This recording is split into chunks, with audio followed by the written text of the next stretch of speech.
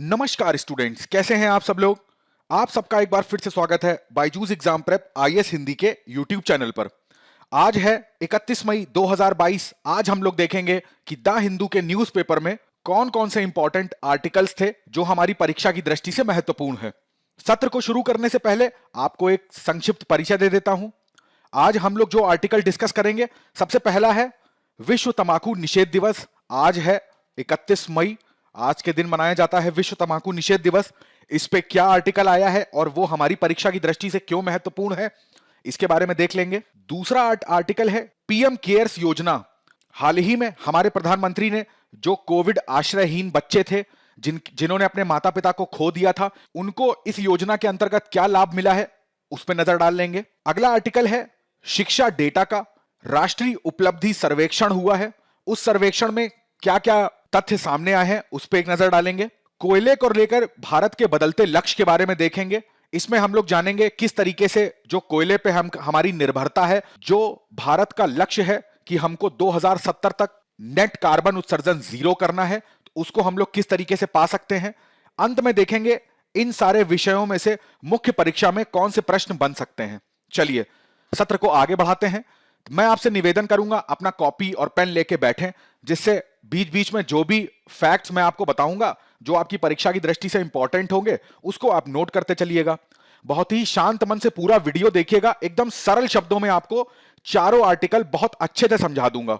दोबारा आपको कोई भी मैगजीन उठा के इसको देखना नहीं पड़ेगा, ठीक है। सबसे पहला आर्टिकल हमारा आता है, यह आपको द हिंदू के पृष्ठ संख्या 7 पर मिलेगा, जिसका सीधा संबंध हमारे सामान्य अध्ययन द्वितीय प्रश्न पत्र से है, यानी कि शासन व्यवस्था से। अब देखिए, यहां पर हम लोग बात करेंगे किस बारे में, विश्व तंबाकू निषेध दिवस के बारे में। आज है 31 मई और आज ही के दिन पूरे विश्व में विश्व तंबाकू निषेध दिवस मनाया जाता है। कब से स्टार्ट हुआ? डब्ल्यूएचओ ने इसको स्टार्ट करा था 1987 से। अब डब्ल्यूएचओ की बात करेंगे तो यहां तुरंत अपनी कॉपी में लिखिएगा, इसका हेडक्वार्टर कहां पर मिलेगा आपको। इसका हेडक्वार्टर मिलेगा जेनेवा में, ठीक है। जेनेवा कहां पर है? स्विट्जरलैंड में। तो डब्ल्यूएचओ ने 1987 से विश्व तंबाकू निषेध दिवस स्टार्ट करा। अब देखिए, इसका सीधा सा उद्देश्य यह होता है कि भाई जो भी धूम्रपान है, तंबाकू है, इससे विश्व में जो भी मौतें होती हैं तो उसको किस तरीके से रोका जा सकता है, कंट्रोल किया जा सकता है। तंबाकू के विषय में पूरे विश्व में जागरूकता फैलाना, यही काम होता है विश्व तंबाकू निषेध दिवस का। इसी उपलक्ष्य में यह मनाया जाता है और आज यही दिन है, ठीक है। अब देखिए, जब भी हम लोग तंबाकू शब्द का इस्तेमाल करते हैं ना, कि तंबाकू जो है वो दो प्रकार की होगी। एक होगी जो धुएं रहित तंबाकू होगी और एक जो होगी वो धुएं सहित तंबाकू होगी। धुएं रहित की बात करेंगे तो इसमें वो सारी तंबाकू आएंगी, वो धूम्रपान आएंगे जिनको चबा के खाया जाता है, वो सारे कौन से होंगे? धुएं रहित होंगे। धुएं सहित वाले में आ जाएंगे जो होता है सिगरेट या बीड़ी की बात करें तो ये इस कैटेगरी में आ जाती हैं। तो ये सारी जो चीजें हैं ये किस में आती है? तंबाकू में। अब जब भी तंबाकू की बात करते हैं तो ऐसा क्या है इसमें जिस वजह से ये हानिकारक हो जाता है, ये भी आपको पता होना चाहिए। तो बात करें निकोटिन की, आर्सेनिक, लेड, सीसा, हाइड्रोजन साइनाइड, कार्बन मोनोऑक्साइड, तो ये सारे जो तत्व हैं ये सब किस में पाए जाएंगे? तंबाकू में पाए जाएंगे। तो जब भी कोई व्यक्ति इस तंबाकू का सेवन करता है, उसके शरीर में तो ये चीजें जाएंगी ही जाएंगी। उसी के साथ साथ अब मान लीजिए कोई व्यक्ति सिगरेट का सेवन कर रहा है या बीड़ी का सेवन कर रहा है, तो उससे निकलने वाला धुआं ये अगर किसी दूसरे व्यक्ति के शरीर में जाता है तो ये सारी चीजें उसके शरीर में भी जाती हैं। इसी को क्या बोलते हैं? इसको बोलते हैं पैसिव स्मोकिंग। और जो डायरेक्ट इसका सेवन कर रहा है वो क्या है? वो एक्टिव स्मोकिंग है, ठीक है। तो ये दोनों ही चीजें, एक्टिव हो चाहे पैसिव हो, दोनों ही हमारे स्वास्थ्य के लिए हानिकारक हैं। अब ये हानिकारक क्यों हो जाती हैं? जो हमारे फेफड़े हैं, तो फेफड़ों के कैंसर की बात करते हैं, हृदय संबंधी जो विकार होते हैं, जैसे कभी कभी आप सुनते होंगे किसी को आघात लग गया जिसको इंग्लिश में स्ट्रोक कहते हैं, दमा की बीमारी की बात कर लें, महिलाओं में प्रजनन क्षमता की बात कर लें, प्रजनन संबंधी बीमारियां हो जाती हैं, मधुमेह संबंधी बीमारियां होती हैं, यहां तक कि अंधापन भी तंबाकू सेवन से होता है। तो ये सारी जो बीमारियां हैं वो किससे होंगी? तंबाकू सेवन से। और ये कहीं ना कहीं अल्टीमेटली किस चीज का कारण बनती है? मृत्यु का कारण। इस वजह से तंबाकू के बारे में जागरूकता फैलाना, उसको निषेध करना, ये हमारी सरकार का, राज्य का, पूरे विश्व का कर्तव्य हो जाता है। कहीं ना कहीं इसी चीज को देखते हुए आज की तारीख में विश्व तंबाकू निषेध दिवस जो है वो मनाया जाता है। अब देखिए, ये तो मैंने आपको एक इंट्रोडक्शन दिया। अब इस आर्टिकल में आज की डेट में क्या निकला हुआ है? इस आर्टिकल में निकला है एक सर्वे है, उसका नाम है ग्लोबल एडल्ट टोबैको सर्वे। ठीक है। इस सर्वे में यह बताया गया कि ये भारत की, क्योंकि हमारे लिए भारत का संदर्भ लेना बहुत आवश्यक है, मेंस उत्तर लेखन में अगर आप ये सारे फैक्ट लिखेंगे तो आपका उत्तर बहुत अच्छा हो जाएगा। तो ग्लोबल एडल्ट टोबैको सर्वे में यह बताया गया कि भारत में 28%, लगभग लगभग 28% जो वयस्क हैं यानी कि एडल्ट जो हैं वो तंबाकू का सेवन करते हैं। ठीक है। अब ये जो आंकड़ा था ये 2016-17 का 1 वर्ष का आंकड़ा निकाला है इस सर्वे ने। उसमें बताया गया है कि 28% जितने वयस्क हैं उसमें से 28% लोग तंबाकू का सेवन करते हैं।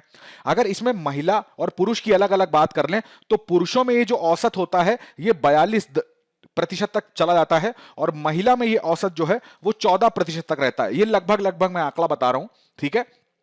तो इस चीज को भी ध्यान रखिएगा। अब इस तंबाकू में दोनों तंबाकू शामिल है, चबाने वाली भी और धुएं वाली भी। ठीक है। यानी कि बीड़ी, सिगरेट, ये सारी चीजें इसमें शामिल हैं। तो अब देखिए यहां पर ये जो सर्वे की बात हुई है तो हमें पता है डायरेक्ट अगर कोई आपसे पूछेगा तो धूम्रपान जो है वो हमारे मानव का जो स्वास्थ्य है इसको प्रभावित कर रहा है। ठीक है। इसी के साथ साथ इस आर्टिकल में एक दूसरी महत्वपूर्ण चीज निकली है, वो हमारी परीक्षा की दृष्टि से इंपॉर्टेंट है कि ये जो तंबाकू है ये हमारे पर्यावरण के लिए भी उतनी ही ज्यादा नुकसानदायक है और अल्टीमेटली अगर हमारा पर्यावरण का नुकसान होगा तो उसका भी कहीं ना कहीं प्रभाव जो है वो हमारे मानव स्वास्थ्य पर पड़ेगा। जाहिर सी बात है। अब पर्यावरण को ये किस तरीके से नुकसान पहुंचाती है तो ऐसा बताया जाता है सिगरेट बनाने की जो कंपनियां होती हैं वो प्रति वर्ष की अगर बात करें तो 600 मिलियन इतने पेड़ों को काट दिया जाता है सिगरेट को बनाने में, है ना, बीड़ी को बनाने में, सिगार बनाने में। इतने पेड़ों की आहुति दे दी जाती है, 600 मिलियन पेड़ों की। बट 600 मिलियन पेड़ अगर हम लोग तंबाकू बनाने में काट देंगे, सिगरेट बनाने में काट देंगे तो सोचिए CO2 की मात्रा कितनी तीव्रता से बढ़ेगी। ऐसा बोला जाता है कि 84 मिलियन टन जो CO2 है ये ज्यादा कार्बन का उत्सर्जन होता है जब कोई भी धूम्रपान जो वस्तु है वो बनाई जाती है। ठीक है। या फिर कोई व्यक्ति अगर सिगरेट पीता है तो पूरे विश्व में अगर बात करें तो सिगरेट पीने से, सिगार पीने से, बीड़ी पीने से इतना 84 मिलियन टन CO2 हम लोग कार्बन डाइऑक्साइड जो है वो वायुमंडल में उत्सर्जित कर देते हैं। बात करी जाए कि 32 बिलियन, एक ऐसा आंकड़ा है 32 बिलियन पानी का इस्तेमाल हो जाता है धूम्रपान को बनाने में, सिगरेट को बनाने में, बीड़ी को बनाने में। तो पानी लगता है उसकी मात्रा है 32 बिलियन। ठीक है। तो ये सब आंकड़े हैं। एक लगभग तौर पे इस आंकड़ों को याद रखिएगा। एग्जैक्ट फिगर याद करना कोई जरूरी नहीं है बट ये याद हो जाएगा आपको आराम से कि 600 मिलियन जो है वो पेड़ की कटाई हो जाती है, 84 मिलियन CO2 जो है उसका उत्सर्जन हो जाता है, 32 मिलियन पानी बर्बाद हो जाता है। कितने ऐसे देश हैं विश्व में, विश्व की बात छोड़ दीजिए, हमारे भारत में विदर्भ का एरिया हो गया, कच्छ का एरिया हो गया, बुंदेलखंड का एरिया हो गया, पानी की बहुत ज्यादा आवश्यकता होती है। और परंतु धूम्रपान बनाने वाली जो कंपनियां हैं, जो सिगरेट बनाने वाली कंपनियां हैं, वो प्रतिवर्ष इतना पानी जो है पूरे विश्व में बर्बाद हो जाता है केवल इस चीज के प्रोडक्शन में। तो ये सब क्यों मैं आपको बता रहा हूं, क्योंकि इससे पर्यावरण को नुकसान हो रहा है और पर्यावरण को नुकसान हो रहा है तो वो कहीं ना कहीं मानव जाति के भविष्य के लिए नुकसानदायक है। ठीक है। तो ये इस आर्टिकल में कवर करा गया था। इसके अलावा एक और मुद्दा यहां पर यह बताया गया कि भाई अगर कल को धूम्रपान के ऊपर जो सरकारें हैं वो सख्त कदम उठाती हैं, पूरी तरीके से अगर धूम्रपान को बंद कर दिया गया, बंद करने का मतलब है कि भाई जो सिगरेट बनाने की कंपनियां हैं, जो गुटखा बनाती हैं, इनको बंद कर दिया जाए ना तो इससे प्रभाव क्या पड़ेगा। तो इससे कृषि के अगर क्षेत्र में बात करी जाए ना तो कृषि में ऐसा बोला जाता है कि 6 मिलियन जो किसान हैं वो बेरोजगार हो जाएंगे तुरंत। ये तो डायरेक्ट किसान की बात हो गई। अगर कृषि मजदूरों की बात करें, जो इनके खेतों में काम करने वाले मजदूर हैं, तो 20 मिलियन लोग ऐसे हैं जो केवल और केवल कृषि मजदूरी करते हैं। किस चीज में? धूम्रपान की कृषि में। ठीक है। ये बेरोजगार हो जाएंगे। तो ये काफी बड़ा आंकड़ा है, यानी कि टोटल 26 मिलियन जो व्यक्ति हैं वो बेरोजगार हो जाएंगे अगर धूम्रपान कृषि है उसको पूरी तरीके से बंद कर दिया जाए। जो कंपनियां सिगरेट बनाती हैं, धूम्रपान के जो पदार्थ हैं उनको बनाती हैं, ऐसा कहा जाता है कि इंडिया की GDP में प्रतिवर्ष 1% का जो कंट्रीब्यूशन होता है, ठीक है, ये यही कंपनियां कर रही हैं। अब 1% अगर GDP की बात करें तो बहुत ज्यादा प्रतिशत होता है, परंतु यही कहा जाता है सर्वे में कि भाई इस 1% को कमाने के लिए कोई भी व्यक्ति होता है, वो अगर मान लीजिए सिगरेट का सेवन करता है, बीड़ी का सेवन या कोई भी गुटखा आदि का सेवन करता है, तो वो इतना अपने स्वास्थ्य को बचाने के लिए, जो भी उसको स्वास्थ्य में समस्याएं होती हैं, तो 5% ऐसा बताया जाता है कि वो GDP का खर्च कर देता है। यानी कि अगर इंडिया की GDP का 5% निकाला जाए तो जो भी अमाउंट आएगा, जो एक्स राशि आएगी, वो राशि पूरे भारतवर्ष में जितने लोग धूम्रपान में स्वास्थ्य समस्याओं को दूर करने के लिए हॉस्पिटल में, दवाइयों में इन्वेस्ट कर देते हैं, तो वो मूल्य निकलता है 5%। तो ये काफी ज्यादा मूल्य है इसके कंपैरिजन में। तो ये सारे जो आंकड़े मैंने आपको साधारण शब्दों में बताए, वो इस पूरे आर्टिकल में लिखे हुए थे। अब बात करी जाती है कि तो इसको रोकने के लिए, धूम्रपान को नियंत्रण करने के लिए सरकारें क्या क्या कदम उठा सकती हैं। तो इसके अगर उपाय मैं आपको बताऊं तो उपाय क्या करे जा सकते हैं। अब देखिए, सिगरेट की जो डब्बी होती है, आपने देखा होगा कि उसमें क्या है, गवर्नमेंट ने बोला हुआ है कि जो सिगरेट की डब्बी में जो चेतावनी लिखी होती है, और कैसी चेतावनी, ग्राफिक चेतावनी, यानी कि कोई आपने देखा होगा फेफड़े का कटे हुए मुंह के कैंसर का जो फोटो होता है वो यहां पर प्रदर्शित करा जाता है। तो इस चेतावनी वाले जो ग्राफिक होता है, इसको और ज्यादा स्पष्ट रूप से या और ज्यादा बड़े रूप से दिखाया जा सकता है। और ये गवर्नमेंट ने कौन से एक्ट से लाया था, ये जानना आपके लिए बहुत जरूरी है। उसका नाम लिखिए, साथ में लिखते चलिए मेरे, सिगरेट एक्ट 1975। ये एक्ट याद रखिएगा, सिगरेट एक्ट 1975 बनाया गया था। उसी में यह बताया गया था कि जो सिगरेट की या धूम्रपान के जो भी सामग्री होती है, उसमें जो वार्निंग लिखी होती है ना, जैसे लिखा होता है कि सिगरेट धूम्रपान करना स्वास्थ्य के लिए हानिकारक है। कौन से एक्ट से आया था, वो सिगरेट एक्ट 1975 से आया था। पहला उपाय तो यही करा जा सकता है कि भाई इसको और ज्यादा स्पष्ट बनाया जाए, इसको और ज्यादा बड़ा बनाया जाए, हो सके तो थोड़ा सा भयावह और बनाया जाए, जिससे लोग जो है वो उसको देख के डरें। जो पब्लिक प्लेसेस होते हैं, जैसे शॉपिंग मॉल्स होते हैं, या जो आम इंसान की, जैसे बस स्टेशन है, रेलवे स्टेशन है, वैसे तो ये धूम्रपान मुक्त होते हैं। और भी कई सारी जगह पे क्या करा जाए, सरकार को ऐसा नोटिफिकेशन, अधिसूचना जारी कर देनी चाहिए कि ये कैसे हैं, 100% मुक्त धूम्रपान के सार्वजनिक स्थान है, तो इन स्थानों की बढ़ोतरी करनी चाहिए। ठीक है, जो लोग धूम्रपान को छोड़ देते हैं करने के बाद, उनका समर्थन सरकार को करना चाहिए। तो ये सारे उपाय ऐसे हैं जो सरकारें वो कर सकती हैं। जो धूम्रपान की वस्तुएं हैं, उस पर ज्यादा से ज्यादा टैक्स लगाना चाहिए, जिससे कि वो महंगी हो जाएं, तो एक आम आदमी उनको ना खरीद पाए। ठीक है, इसके अलावा अगर सरकार के धूम्रपान को रोकने के मैं कानून की बात बताऊं, तो सबसे इंपॉर्टेंट यहां पर कानून कौन सा आता है, जिसको बोलते हैं कॉटपा 2003। ये 2003 में ये एक्ट आया था। कॉटपा का फुल फॉर्म क्या होता है, cigarette and other tobacco product act. Hindi में इसका नाम है सिगरेट एवं अन्य तंबाकू उत्पादन अधिनियम 2003। ठीक है, इस चीज को याद रखिएगा। कॉटपा जो है ये क्या करता है, जो भी सिगरेट होती है या सिगरेट से जुड़े हुए जो भी अन्य उत्पाद होते हैं, तो उनके उत्पादन पर नियंत्रण लगाने का प्रयास करता है। तो ये सबसे फेमस अधिनियम है, इसको याद रखिएगा। सिगरेट एक्ट मैंने आपको 1975 वाला बता ही दिया। इसके अलावा अगर बात करें गवर्नमेंट की क्या क्या चीजें हैं, तो जैसे हमारी जो राष्ट्रीय स्वास्थ्य नीति है, जो 2017 में स्वास्थ्य नीति आई थी, उसमें भी ये गवर्नमेंट का ये लक्ष्य है सरकार का कि 2025 तक क्या करना है, 30% जो तंबाकू की खपत होती है उसको कम करना है। इस चीज को भी ध्यान रखिएगा। तो ये भी आप मेंस आंसर राइटिंग में लिखेंगे। इसके अलावा एक और सरकार की पहल है जिसको बोलते हैं NTQLS। ठीक है, इसका नाम है national tobacco quit line service. Quit का मतलब होता है छोड़ देना। अब यहां पे लाइन सर्विस का क्या मतलब है, ये मतलब है कि कोई जो मोबाइल फोन होते हैं, ठीक है, या जो फोन है, उनके माध्यम से क्या करे सरकार, क्या करती है, सिगरेट के बारे में, धूम्रपान के बारे में जागरूकता फैलाना, या उनको सलाह मशवरा देना, व्यक्तियों को उनको सपोर्ट करना सिगरेट को छोड़ने में। तो ये भी एक सर्विस सरकार की तरफ से चलाई जाती है, जिसको NTQLS शॉर्ट फॉर्म में कहते हैं। ठीक है, तो ये मैंने कुछ आपको एक्ट बताए जो सरकार की तरफ से पहल थे। मैंने इसके पहले आपको बताया था कि क्या क्या उपाय और करे जा सकते हैं। ठीक है, अब देखिए, ये आर्टिकल में एक चीज ये बताई गई कि जो बहुराष्ट्रीय कंपनियां होती हैं, जो मल्टीनेशनल कंपनियां होती हैं, तो कई सारी कंपनी ने, जैसे कि बात करी जा रही है यहां पर अमेजन की, यूनिलीवर कंपनी की, ठीक है, तो ऐसी कई सारी कंपनियां क्या कर रही हैं, ये क्या कर रही हैं, ये भी धूम्रपान को छुड़वाने में या धूम्रपान के बढ़ने से रोकने में योगदान कर रही हैं। कैसे, देखिए, एक तो धूम्रपान से CO2 का उत्सर्जन हो रहा है, मैंने आपको बताया।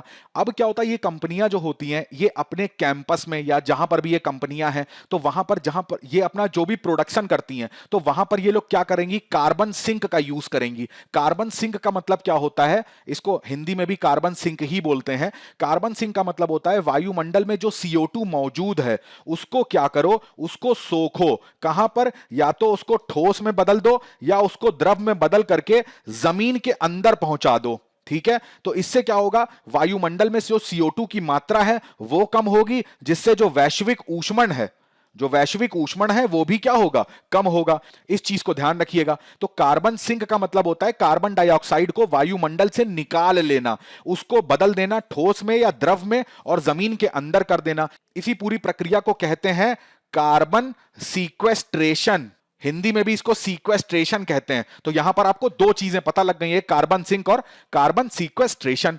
तो ये पूरा आर्टिकल जो था वो ये कह रहा था। मैं आशा करता हूं ये आर्टिकल आपको अच्छे से समझ में आ गया होगा।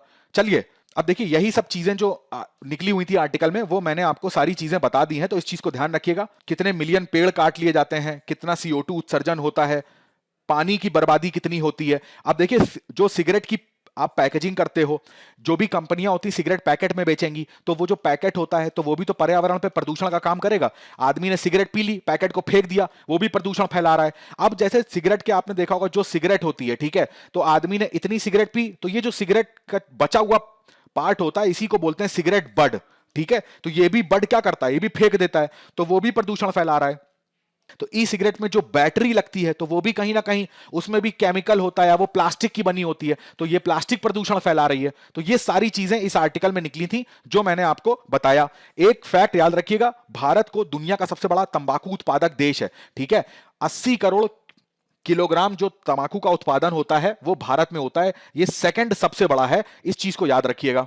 आज वर्ल्ड नो टोबैको डे है 2022। 2022 की जो थीम है वो है पॉइजनिंग अवर प्लेनेट। इस चीज को याद रखिएगा। चलिए अगले न्यूज की तरफ बढ़ते हैं। अगली न्यूज जो है वो आपको मिलेगी प्रश्न संख्या 12 पर। यह भी सामान्य अध्ययन के द्वितीय प्रश्न पत्र से संबंधित है और यह सामाजिक न्याय के अंतर्गत हम लोग पढ़ेंगे। अब देखिए हुआ क्या है, हुआ यह है कि जैसा आपको पता है कि पीएम केयर्स फंड होता है, ठीक है। 2020 में इस फंड को बनाया गया था, ठीक है। इस फंड को क्यों बनाया गया था, क्योंकि जो कोविड महामारी आई थी, तो उस महामारी से लड़ने के लिए, अब महामारी से कैसे लड़ेंगे, महामारी से जो स्वास्थ्य सुविधाएं सरकार स्वास्थ्य सुविधाओं पे खर्चा करेगी, ठीक है, जहां पे भी हॉस्पिटल बनाने होंगे, वैक्सीन निर्माण में और दवाइयों के निर्माण में, तो ये सारी चीजें जो महामारी से लड़ने में सरकार कदम उठाएगी, वो पैसा जो वहां पर लगेगा, जो भी वित्तीय सहायता लगेगी, उसके लिए बनाया गया था पीएम केयर्स फंड।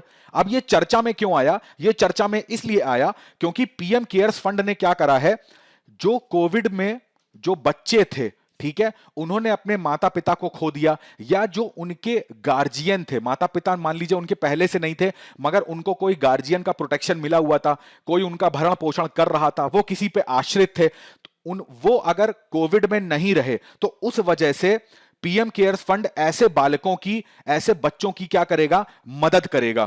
कैसे मदद करेगा, वो उन बच्चों को, ठीक है, जो भी सरकारी स्कूल होते हैं या जो प्राइवेट स्कूल होते हैं, उन सब में शिक्षा दिलाएगा, उनकी फीस भरना, उनकी जो यूनिफॉर्म होती है उसके लिए पैसा देना, किताबें हैं पढ़ने के लिए उस पे पैसा खर्च करना, तो ये करा जाएगा पीएम केयर्स फंड के अंडर में, ठीक है। अब देखिए, जो ये मैंने चीज आपको ये इंट्रोडक्शन दे दिया। अब यहां पर बच्चों को सेलेक्ट कैसे करा गया है, मार्च 2020 से फरवरी, यानी कि ये जो 1 वर्ष का समय था, इसके बीच में जिन बच्चों ने अपने माता पिता या जो भी उनकी देखभाल कर रहे थे उनको खो दिया है, तो वो इस योजना के लिए पात्र हो जाएंगे। तो 4,4439 बच्चों को इसमें शामिल करा गया है अभी के लिए। अब क्या करा जाएगा ना, जब बच्चे की उम्र 23 वर्ष की हो जाएगी तो उसे 10 लाख रुपए मिलेंगे। इस चीज को याद रखिएगा। शिक्षा के लिए, उनकी पाठ्य पुस्तकों के लिए, यूनिफॉर्म के लिए। अगर कोई छात्र ऐसा है जो कोई व्यवसायिक पाठ्यक्रम पढ़ना चाहता है, मान लीजिए कोई पॉलिटेक्निक में ITI करना चाहता है, व्यवसायिक पाठ्यक्रम वो होते हैं जिनसे करने के बाद आदमी रोजगार करेगा, या वो हायर स्टडीज के लिए वो मान लीजिए किसी बड़े विद्यालय में जाना चाहता है, यूनिवर्सिटी में जाना चाहता है, तो उसके लिए भी सरकार यहां पर उसको लोन देगी। तो ये चीज पीएम केयर्स फंड ने अभी ही हाल ही में इन बच्चों के लिए इस फंड से जो मुआवजा है उसकी घोषणा करी थी, इस वजह से ये न्यूज चर्चा में आ गई थी। अब यहां पर देखिए, हमारी परीक्षा की दृष्टि से ये तो चीज आपको जाननी ही है, क्योंकि सामाजिक न्याय में कभी भी पीएम केयर्स फंड के ऊपर या सामाजिक न्याय में बच्चों से जुड़ा हुआ जो भी चीजें आएंगी उसमें तो आप ये लिखोगे ही लिखोगे। इसके अलावा पीएम केयर्स फंड के बारे में और प्रधानमंत्री राष्ट्रीय राहत कोष, ये 2 कोष हैं, इनके बारे में आपको जानना बहुत जरूरी है। तो देखिए, पीएम केयर फंड के बारे में मैंने आपको बताया 2020 में बनाया गया था, ठीक है। अब इसका बनाने का जो उद्देश्य था वो यही था कि कोविड-19 जो आया हुआ था, कोरोना महामारी जो आई हुई थी, तो उससे लड़ने के लिए फंड बनाया गया था। अब क्या है, अब इस फंड में जो पैसा है वो कहां से आया, तो सरकार ने क्या करा था, नागरिकों से अपील करी, ठीक है, देशवासियों से अपील करी, या जो हमारे देश में कॉरपोरेट घराने हैं, रिलायंस हो गए, टाटा हो गए, तो इन सब कंपनियों से अपील करी कि आप क्या करिए, इस फंड में पैसे दीजिए, ठीक है। अब ये जो फंड में पैसे यहीं से सरकार को मिले, तो इस फंड का इस्तेमाल यहीं करा जाएगा। अब मान लीजिए भविष्य में कोविड 19 के अलावा यदि कोई महामारी आती है, ठीक है, तो उसका भी पैसा यहीं से ही दिया जाएगा। तो ये कोविड जैसी कोई महामारी के लिए हमारे पास, सरकार के पास एक फंड आ चुका है और उसमें पैसा है, उसका सरकार यूज करेगी। अगर पीएम केयर्स फंड की बात करें तो इसके जो अध्यक्ष होते हैं, इसके अध्यक्ष होते हैं हमारे प्रधानमंत्री। अगर इसमें और सदस्यों की बात करें या इनके ट्रस्टी की बात करें, इसमें कौन कौन शामिल है, तो हमारी डिफेंस जो मिनिस्ट्री है, जो फाइनेंस मिनिस्ट्री है, और हमारा गृह मंत्रालय। बहुत इंपॉर्टेंट चीज बता रहा हूं, प्रारंभिक परीक्षा की दृष्टि से प्रश्न पूछा जा सकता है। जो रक्षा मंत्रालय है, वित्त मंत्रालय और गृह मंत्रालय, ये पीएम केयर्स फंड में ट्रस्टी के रूप में है और प्रधानमंत्री इसके अध्यक्ष होते हैं। दूसरा देखिए, प्रधानमंत्री राहत, जो राष्ट्रीय राहत कोष है, ये जो है ये बनाया गया था 1948 में। उस समय तत्कालीन जो हमारे प्रधानमंत्री जवाहरलाल नेहरू थे, इन्होंने ये कोष बनाया था। ये कोष इसलिए बनाया गया था, जो पाकिस्तान से विस्थापित होकर लोग भारत में आए थे, उनकी सहायता के लिए कोष बनाया गया था। अब आज की डेट में ये कोष का इस्तेमाल कहां पर होता है?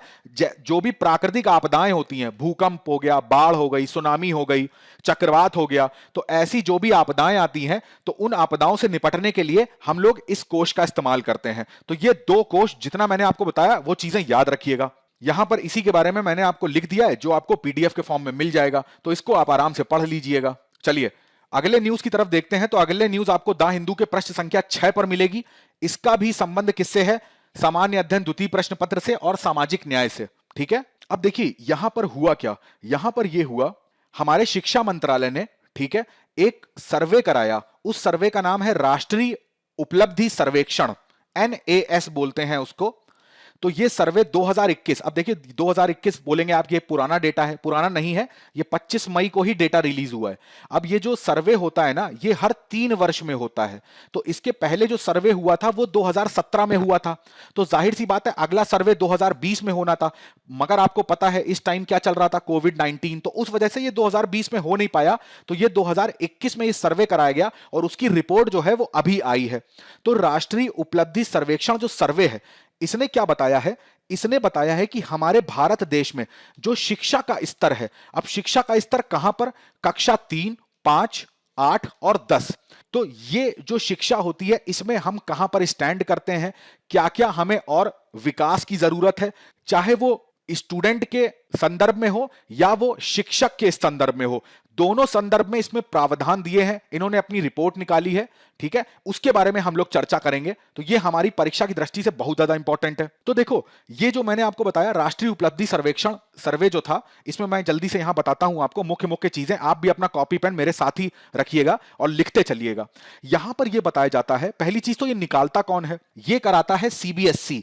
ये हालांकि सब कुछ होता शिक्षा मंत्रालय के अंतर्गत में है, मगर ये आयोजित कौन कराता है? CBSE आयोजित कराता है।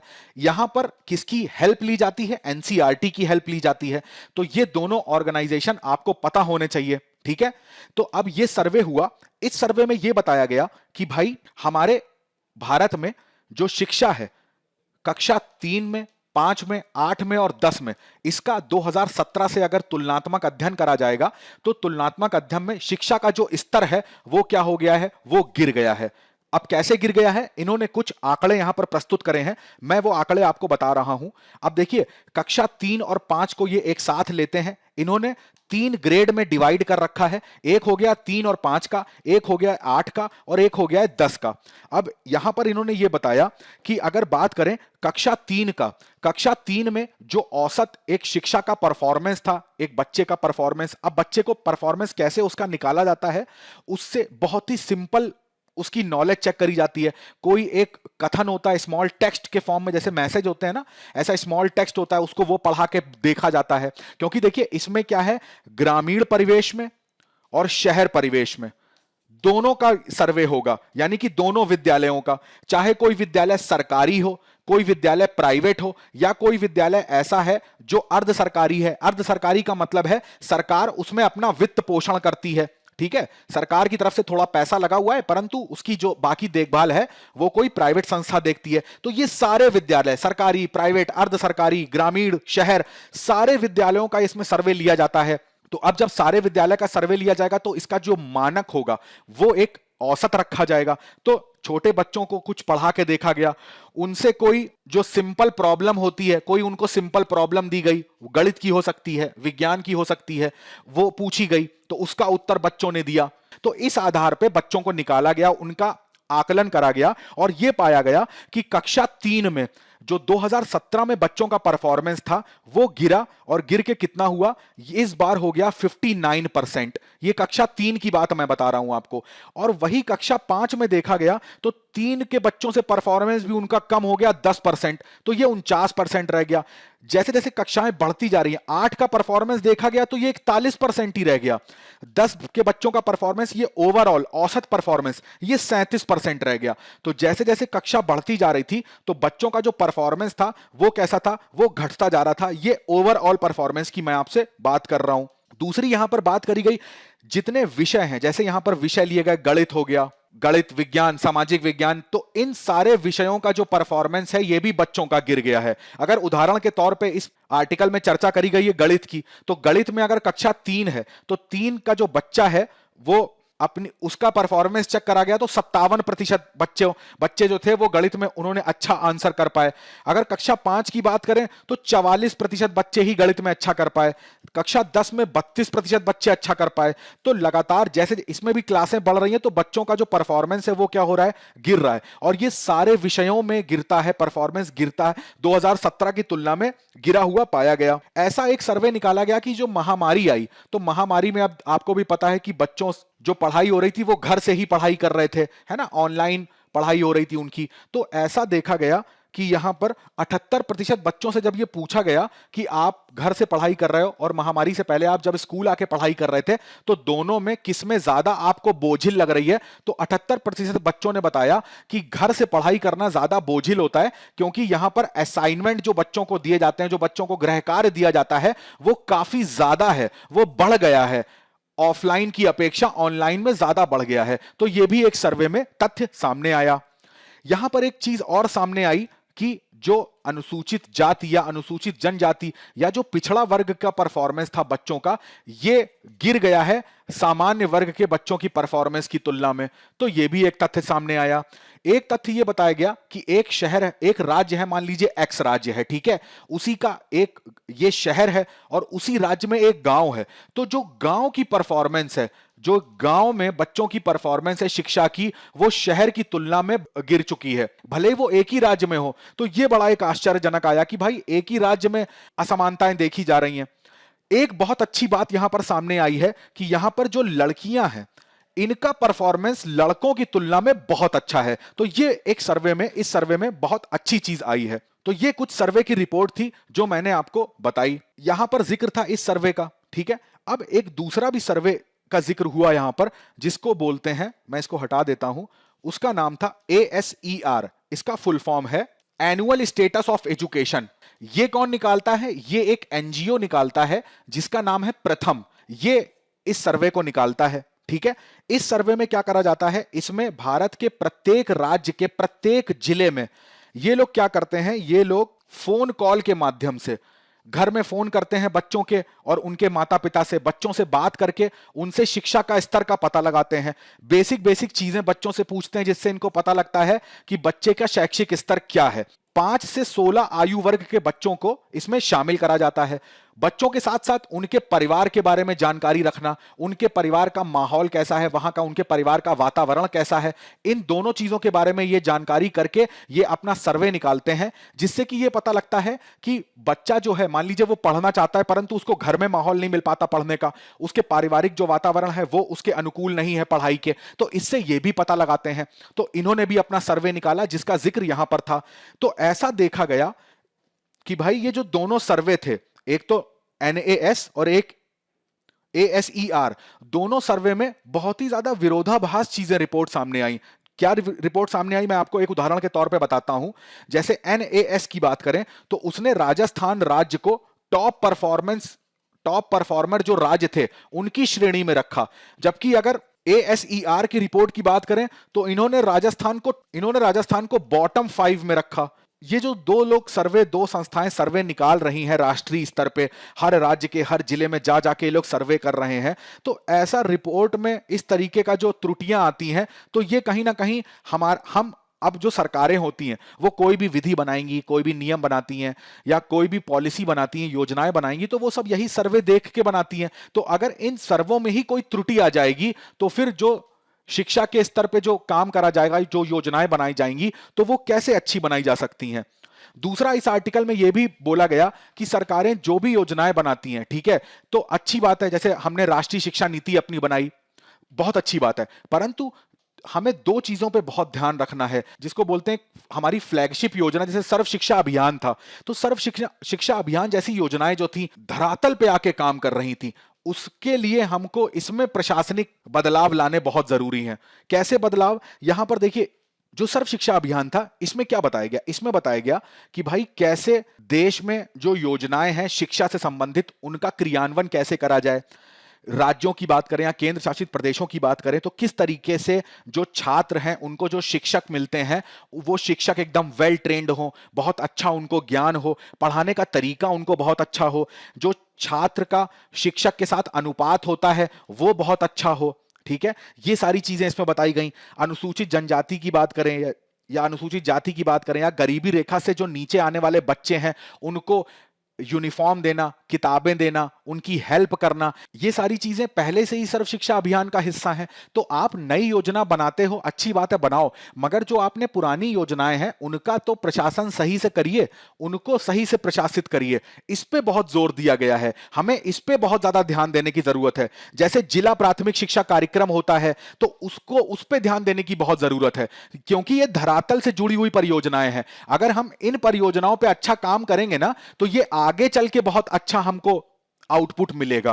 तो ये पूरा आर्टिकल जो था वो इससे संबंधित था। ये मैंने आपको सारे सर्वेक्षण जो भी हुए, जिस तरीके से यहां पर 3 ग्रेड में डिवाइड करा गया। अब ग्रेड 3 और 5 जो थे उसमें भाषा, ईवीएस का यहां पे मतलब पर्यावरण से है, इन्वायरमेंटल स्टडी से, और गणित को लिया गया। ग्रेड 8 में भाषा, विज्ञान, गणित और सामाजिक विज्ञान को लिया गया, और इन्हीं सब विषयों में से छात्रों से प्रश्न पूछे गए, उनके माता पिता से बात करी गई, उनके घर के पर्यावरण को देखा गया। जितना डेटा था मैंने सब कुछ आपको बता दिया। अब देखिए, ये जो डार्क नीला है ये क्या है? ये 2021 का है, ठीक है। अब जो ये हल्का नीला है ये 2017 का है। तो आप किसी भी विषय में देखिए, जैसे ईवीएस एनवायरमेंट हो गया, भाषा हो गया, गणित हो गया, ठीक है, ये कक्षा 3 का है, कक्षा 5 का है, कक्षा 8 का है, तो आप देखेंगे तो 2017 से 2021 में आपको कमी ही मिलेगी, हर विषय में कमी मिलेगी, ठीक है। अगर मैं टॉप परफॉर्मेंस की बात करूं तो 2021 में जिस राज्य ने टॉप करा है वो है पंजाब। पंजाब ने तीनों ही 3, 5 और 8 तीनों ही क्लास में सबसे अच्छी एजुकेशन बच्चों को दी है। इसके बच्चों का परफॉर्मेंस सबसे अच्छा रहा, इस चीज को भी ध्यान रखिएगा, ठीक है। तो ये था पूरे आर्टिकल का संक्षिप्त विवरण।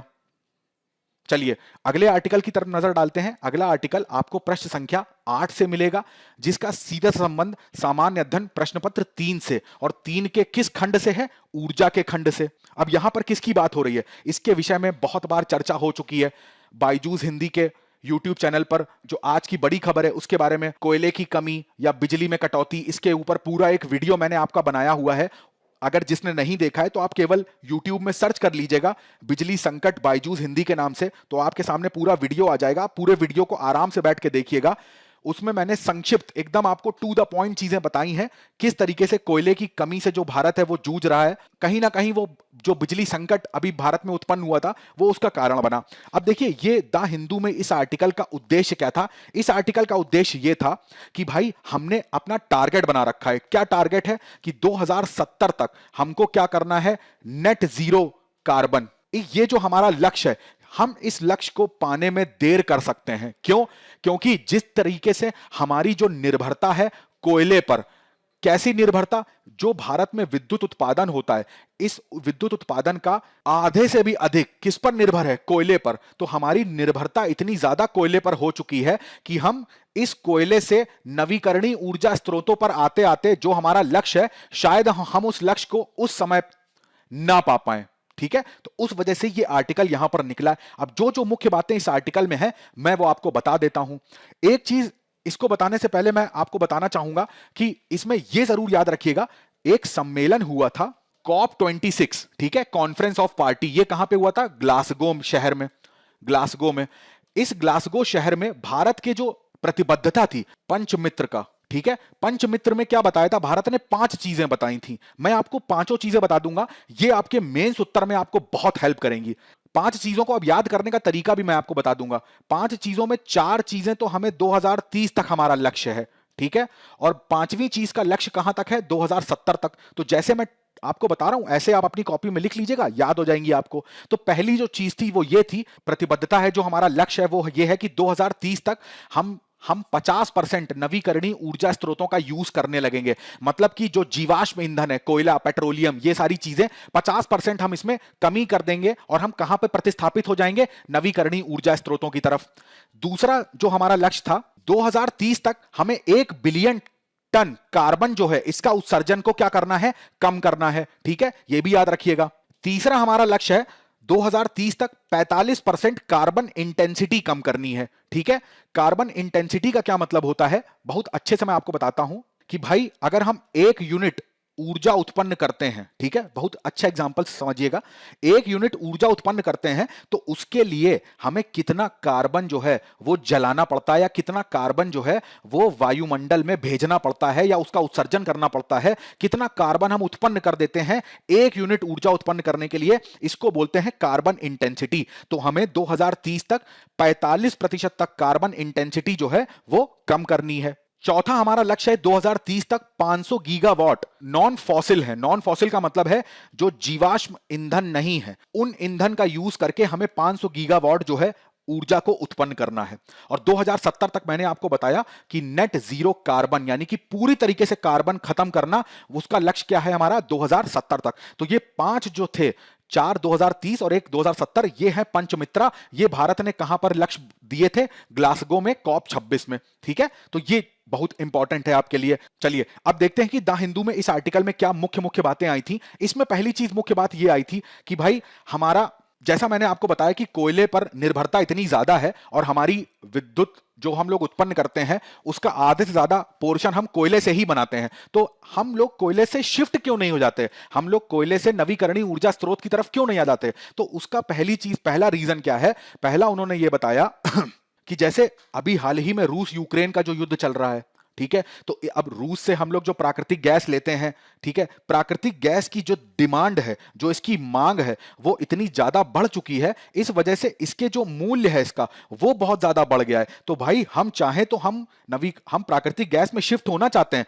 परंतु जो प्राकृतिक गैस की अंतरराष्ट्रीय लागत है वो इतनी ज्यादा बढ़ गई है कि हमें कोयला उसकी तुलना में सस्ता मिलता है, तो हम कोयले को इसलिए यूज करते हैं। दूसरा, अभी बीच में कोयले की जब मांग बढ़ी थी तो कोयला भी महंगा हुआ था, मगर उसकी तुलना में प्राकृतिक गैस के मूल्य जो हैं वो बहुत ज्यादा हैं। अगर मैं आपको उदाहरण के तौर पे बताऊं तो इसमें यह बताया गया था कि अप्रैल में 2021 की अगर बात करें तो अप्रैल में वही 500 रुपए की जो गैस मिल रही थी, उसका ठीक 1 वर्ष में देखिए कीमत क्या हो गई है, 1450 रुपए, यानी कि 3 गुना गैस के जो दाम है वो बढ़ चुके हैं। तो एक कहीं ना कहीं ये कारण है कि कोयला जो है वो सस्ता पड़ता है। दूसरा, अगर हम लोग अक्षय ऊर्जा की तरफ जाते हैं, मान लीजिए सौर ऊर्जा की बात कर लें या पवन ऊर्जा की बात कर लें, है ना, तो अब ये सौर ऊर्जा, पवन ऊर्जा पूरी तरीके से किस पे निर्भर करती है, प्रकृति पे निर्भर करती है। अब मान लीजिए वायु कभी चल रही है कभी नहीं चल रही है, या कहीं पर मॉनसून आया या कहीं पर सूरज उतनी तीव्रता से नहीं निकला या पूरी तरीके से नहीं निकला, तो उतनी ऊर्जा जो है वो उत्पन्न हो नहीं पाएगी जितनी ऊर्जा की खपत है भारत में, ठीक है। तो इस वजह से ये कहीं ना कहीं एक वो रहता है कि अक्षय ऊर्जा जो है वो सस्ती तो है कोयले की तुलना में, सौर ऊर्जा, पवन ऊर्जा, परंतु वो बिजली उत्पादन करने की जो उसकी क्षमता है वो इसकी बराबरी नहीं कर पा रही है। तो ये भी कहीं ना कहीं एक रीजन बन जाता है। और दूसरा, इसके अलावा जैसे बात करी जाती है सौर ऊर्जा की या महासागरीय ऊर्जा में ज्वारीय ऊर्जा की या तरंग ऊर्जा की, या हम लोग बात करते हैं ओटेक की, ओटेक को क्या बोलते हैं, महासागरीय ऊर्जा रूपांतरण, ठीक है। तो ये जो तकनीक है और दूसरा इसका जो अवसंरचना है उसका हमें विकास करना पड़ेगा। तो अभी उसका पूरी तरीके से विकास नहीं हो पाया है। जहां जहां पर ज्वारीय ऊर्जा मिल रही है, तरंग ऊर्जा मिल रही है या महासागरीय ऊर्जाएं जहां जहां पर मिल रही हैं, तो वहां पर हमें सरकार को ये चाहिए कि वहां पर उसका इंफ्रास्ट्रक्चर तो बनाओ, उसकी ऊर्जा पैदा करने वाले प्लांट लगाने पड़ेंगे हमको, तो इसको भी हमें करना पड़ेगा। दूसरा, अगर इसके विकल्प के तौर पर देखा जाए तो जैसे शैल गैस की बात करते हैं या हम लोग बात करते हैं गैस हाइड्रेट्स की, तो हमें इनको भी जल्दी से जल्दी इनका भी खोज करनी पड़ेगी या इनके लिए भी ऐसी तकनीक बनानी पड़ेगी कि इनका भी हम लोग यूज कर पाए। तो ये भी कहीं ना कहीं कोयले के एक विकल्प के तौर पे सामने आते हैं। सरकार का एक लक्ष्य था कि जो भाई अब कोयले के प्लांट से क्या है, प्रदूषण है, जाहिर सी बात है। और आपने ये सर्वे यूनाइट एक रिपोर्ट ये भी देखी होगी कि विश्व भर में जितने कोयले के प्लांट हैं और अकेले भारत में जितने कोयले के प्लांट हैं, तो कोयले के प्लांट से जो तापी संयंत्र होते हैं उससे जितना उत्सर्जन होता है और जितना उससे जो वैश्विक तापमान बढ़ रहा है और ग्लोबल वार्मिंग बढ़ रही है, उतना कहीं नहीं हो रहा है। हमें अपनी अवसंरचना का विकास करना पड़ेगा, पूंजी देनी पड़ेगी, लागत लगेगी उसमें। ठीक है, यहां पर देखिए कोयला जो शॉर्टेज हुआ था तो उसके बारे में है, जिसका मैंने आपको बहुत अच्छे से जिक्र करा है। कहूंगा कि भाई आप वो वीडियो जरूर देखिएगा, आपको बहुत हेल्प मिलेगी। अभी जैसे हीट वेव आई थी भारत में, ठीक है, तो कई सारे राज्यों में इसका प्रभाव देखा गया, तो इससे भी जो ऊर्जा की खपत थी वो बढ़ी। अब हर घर में एसी लगा हुआ है, इतनी ज्यादा गर्मी हो रही है, 50 डिग्री सेंटीग्रेड तक औसतन तापमान पहुंच गया है, 45 से 50। ठीक है, तो अब इस गर्मी के लिए हर घर में एसी लगाया जा रहा है। जो बड़ी बड़ी कंपनीज होती हैं वहां पर केंद्रीकृत एसी लगे होते हैं, सेंट्रलाइज्ड एसी होते हैं, तो उन पे ऊर्जा की खपत बढ़ रही है। व्यक्ति ठंडा पानी पीता है, रेफ्रिजरेटर में ऊर्जा लग रही है, वाटर कूलर्स लगे होते हैं बड़े बड़े, उसमें ऊर्जा लग रही है। ठीक है, जो बड़े बड़े उद्योग है वहां तो हमें परमानेंट जो बिजली है वो चाहिए ही चाहिए। तो ऊर्जा की जिस तरीके से खपत बढ़ रही है, तो हमारे पास अभी का जो विकल्प है वो सबसे अच्छा वो कोयला ही है। परंतु इसको विस्थापित हमें करना पड़ेगा, इसका स्थानांतरण हमें करना पड़ेगा। और इसमें यही हिंदू में लिखा हुआ था कि इसको करने में सरकार को देर हो सकती है। ठीक है, पोस्ट ओवर कोल। अब देखते हैं मुख्य परीक्षा अभ्यास प्रश्न। सबसे पहला प्रश्न है, ऊर्जा के नवीकरणीय स्रोतों के बारे में जागरूकता होने के बावजूद वे अभी भी कोयले के विश्वसनीय विकल्प से बहुत दूर हैं। टिप्पणी करनी है। बहुत सिंपल सा क्वेश्चन मैंने आपसे पूछा है, मैं आशा करता हूं सभी लोग इसका उत्तर जरूर लिख के भेजेंगे। दूसरा प्रश्न है, तंबाकू का सेवन जो है वो कई समस्याओं की जड़ है, स्वास्थ्य की, आर्थिक की और यहां तक कि पर्यावरणीय। मैंने आपको हर समस्या के बारे में यहां पे बताया है, तो इसको विस्तार से आपको पॉइंट वाइज समझाना है। यह भी प्रश्न आप आसानी से कर लेंगे। तो ये दो प्रश्न मेंस उत्तर परीक्षा के हैं अभ्यास के लिए, आप इसकी प्रैक्टिस जरूर करिएगा। आज के लिए बस इतना ही। मैं आशा करता हूं मैंने आपको जो आर्टिकल समझाए हैं वो आपको भली भांति समझ में आ गए होंगे। अगर वो आर्टिकल आपको समझ में अच्छे से आए हैं, इस वीडियो को लाइक करिए, अपने मित्रों के साथ शेयर करिए और चैनल को तो सब्सक्राइब करना भूलिएगा मत। ठीक है, मिलते हैं अगले द हिंदू के विश्लेषण में कुछ नए आर्टिकल के साथ। तब तक अपनी पढ़ाई आप करते रहिए, स्वस्थ रहिए, अपने परिवार वालों का ध्यान रखिए। आपका बहुत बहुत धन्यवाद।